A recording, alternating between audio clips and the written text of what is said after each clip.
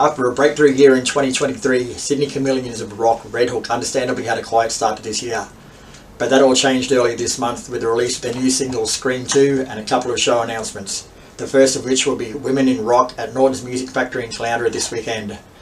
Thanks to our sponsors Veratie, Heavy cornered the band last night at practice to find out just what they've been up to.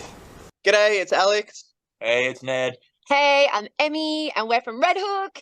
We're so excited to be heading back to the Sunshine Coast this Saturday, coming to Caloundra for the very first time to play a groovy little festival called Women in Rock at the Norton Music Factory. Stoked as. Woo. Thanks very much for joining us, guys. And let me say, that's probably the most professional intro I've ever had. Well done. Okay, we didn't swear enough. We should have sworn more. So RedHook returned to Queensland this weekend to headline Women in Rock at Norton Music Factory in Caloundra. Oh, so you pretty much already answered my question, but you haven't played there before? Not in Caloundra. I don't think I've even been to Caloundra, so I'm pretty excited to check it out. Just beautiful Maroochydore, mate. I think that's the extent of our Sunshine Coast adventures. Yeah. I've been to Noosa when I was a kid. Close. Noosa, nice. Yeah. You're gonna love this place. I took Frankenbach there, and they reckon it's the best backline they've ever had. Like they even had guitar picks for the band as backline. Like they've got everything. That's sick. As the name suggests, the night showcases some of Australia's women in rock, including Krave, Jollee, Veratie, Viper Syndicate, Acid Cherry, and Miss LC. So have you played with any of those guys before?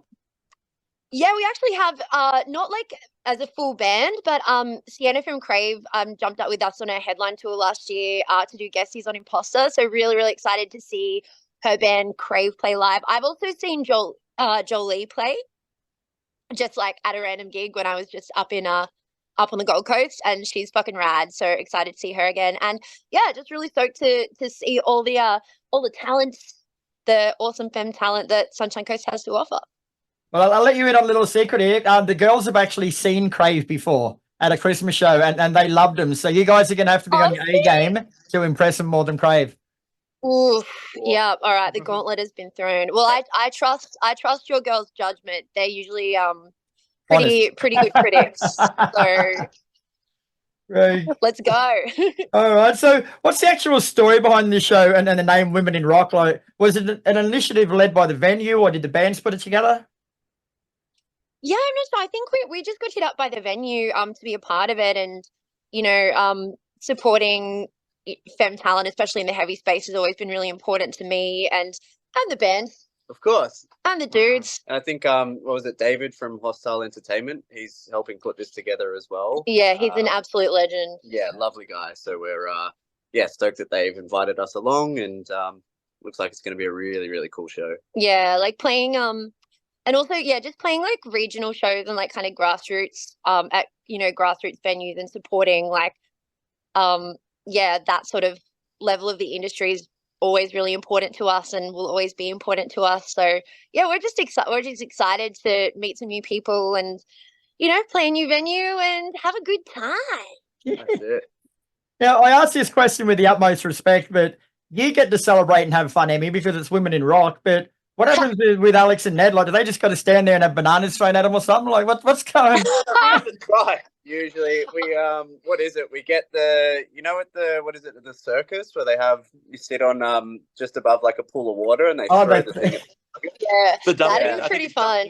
I usually just throw bananas at him anyway. Yeah.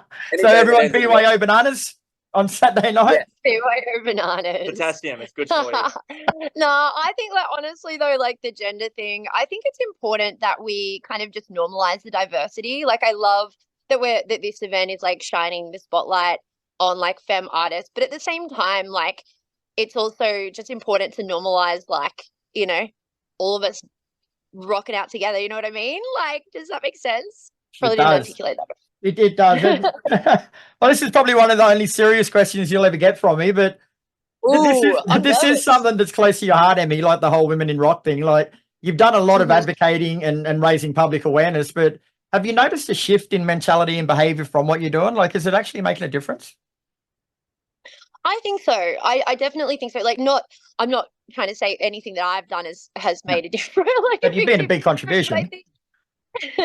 I just think, I think it's important. And I think like, it's all about like representation and visibility. And I've definitely just being in the industry, you know, over the past like even just 5 years, I think there's been a big shift. Like you just see it with like there's just been this explosion of talent from, you know, like femme artists in the you know, punk rock and heavy space. Like I've never been more inspired by other women around me. Like I think I might have said this to you before in like one of the last times we chatted, but growing up, like all of my influences were dudes because there wasn't really anybody who, like any artists who kind of spoke to me that were women. I didn't see myself in anyone, but like more than ever now, I think it's gonna have a positive flow and effect for the next generation. Like I think we still have a long way to go, but I'm definitely noticing positive changes.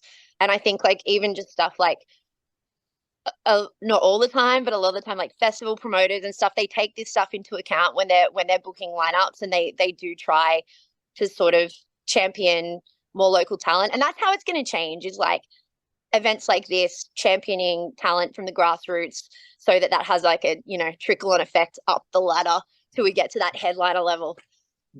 That's the dream. That's the dream. It's actually an interesting point too. Like you mentioned having equality across the board. Like from a writer's point of view, it's difficult sometimes because this event's called Women in Rock and it's celebrating women in rock, which is great. But then if I call someone a female fronted band, all of a sudden I'm doing the wrong thing, when we're really just trying to make a point that it's a different sort of a band. Like it's about finding that balance in it between respect and what works. And it's not easy. It's one of those weird things. Hey, I think different people have, it's like with anything in 2024, different people have different sensibilities and are going to be uncomfortable with different language. I've got no problem being referred to as a female fronted band, because I think as a journalist, like something, you know, a lot of people probably don't realize this, but like when you're writing about a band, like regardless of who they are, you want to sort of identify, you know, we'll call, you know, like what genre are they? Like it's like things that sort of make them unique and special. And, you know, I guess being female fronted is still somewhat unique and special, but particularly in our scene. So I guess I know it kind of, I do understand like both sides of the coin. It's a bit of a minefield. I find that with my lyric writing too, you know, using certain words and certain things, you're like, oh, is this going to upset anyone? Or yeah, I get in trouble just for saying good morning, so I'm in the shit no matter what I do. Yeah, well, mate, it's probably because you don't have pants on. Oh. How do you know? I thought you could only see me from the top up. Oh, and now we're all cancelled. So are you doing anything else while you're up this way, or is it just fly in, fly out for the one show? Oh, we actually are. We're filming a couple of music videos while we're up there, Ooh, which nice. we're really excited about. Yeah. Yeah. Yeah, Can you tell me more? Yeah, well, yeah, we got a whole lot of new music cooking, which we're really excited about. And yeah, so we're going to be staying for a few days and shooting some stuff around like the Gold Coast and Brisbane with our boy Colin Jeffs. Yeah, boy. From Ten of Swords Media, who yeah, we've worked with a lot. We bloody love that guy, and yeah, we're really excited. All right, I won't push any more. But you guys unleashed your new single Scream 2 a couple of weeks ago, mates. How's the reception been for that? Pretty sick, yeah. Good, yeah. Had a lot of people come out of the woodworks that are like just in love with it. It's got so many cool elements that are drawing different people in from different areas, so it's been cool. Yeah, I think people like the fans seem to really like it when we do like heavier shit. So we got to keep them happy. Like the last song we released was Tourist, which was kind of more of a straight rock vibe. So we got to keep reminding people that we can do heavy shit as well. Like, yeah. Am I missing something here? Like, was there a Scream 1 and I didn't notice? I know that's confusing. So Scream 2 is a sequel to our song Cure for Psycho that I think came out in like 2020. Yeah, and I wanted to call it Cure for Psycho 2, but the team didn't like that, so we just called it Scream 2. But I mean, there's lots of I guess, like I'm a big geek, and like Cure for Psycho had a lot of like Scream references, like Sydney Prescott, bitch, I'm in this for the sequel. And so I was like, well, I'm gonna do a sequel. Fair enough. Hey, you just touched on this before, but it is also one of the heaviest songs that you've released. So I've noticed that steadily your music is getting progressively heavier. Like, is it coincidental or are you deliberately going down that path?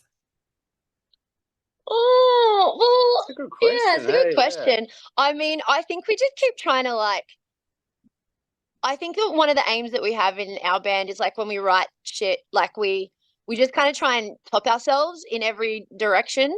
So we're like, how can we like, yeah, this song was sick. Like, what can we do that's like even cooler or even sicker? And for me as well, like I'm learning to like I'm getting better at screaming.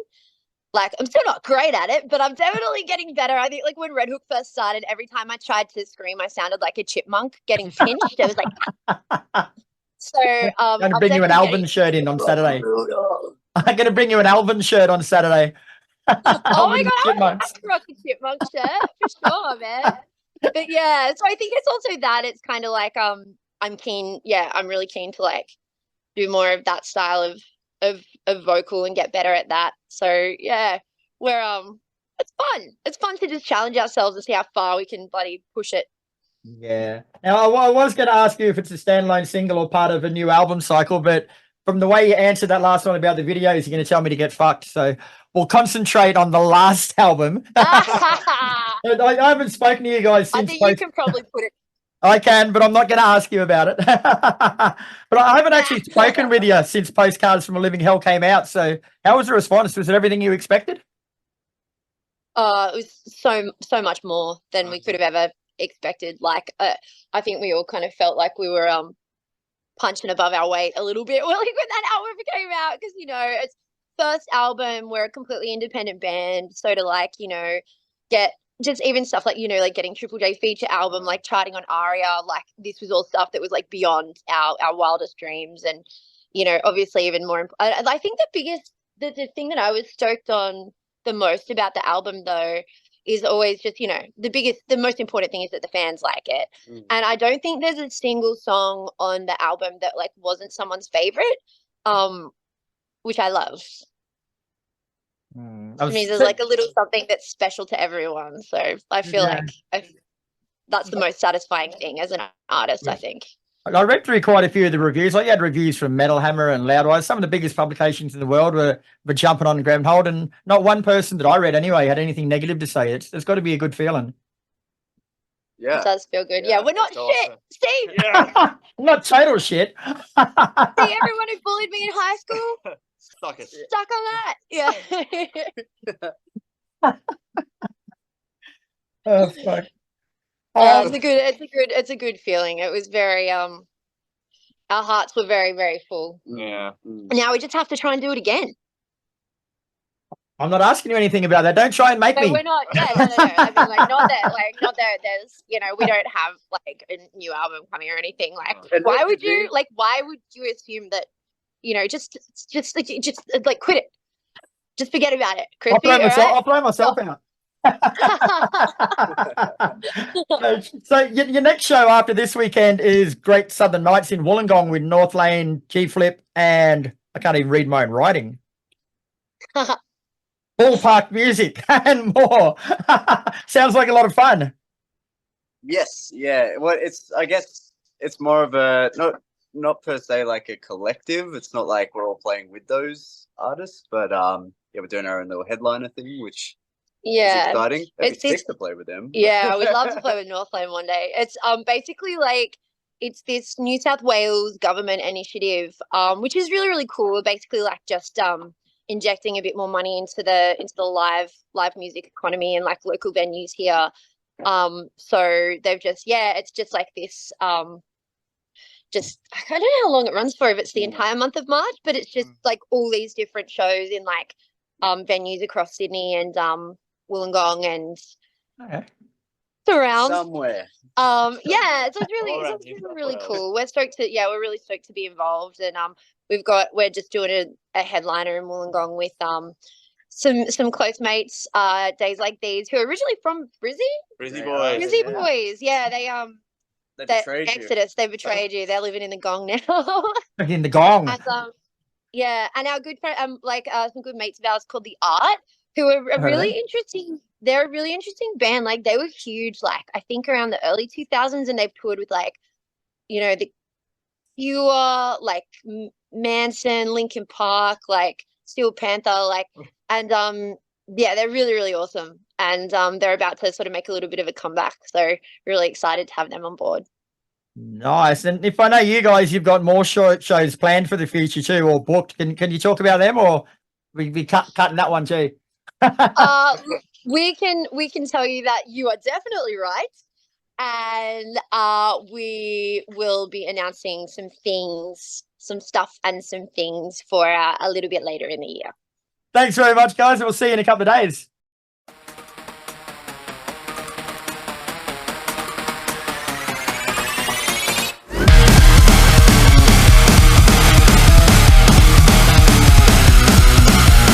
This is not a song, it's an insurance policy. In case the cycle there's no cure for comes back to finish me. I know you're saying that I'm still breathing, been plotting vengeance since the